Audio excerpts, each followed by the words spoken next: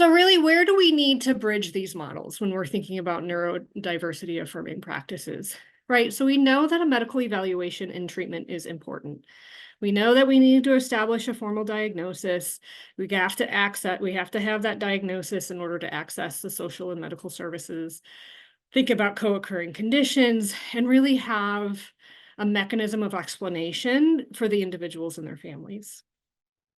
So, but really thinking about, okay, so I need XYZ diagnosis to get, XYZ services. Okay. But when we think about what those XYZ services are, or what the services for the diagnosis is, we need to think about what the patient and the family's priorities are.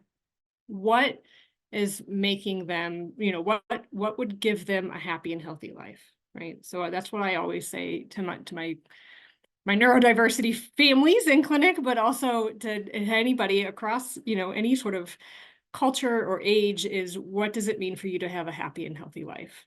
So when we think about a diagnosis, we need to put that in the context of accessing services that promotes communication, social, academic, and daily living skills to maximize quality of life and the developmental potential of the individual.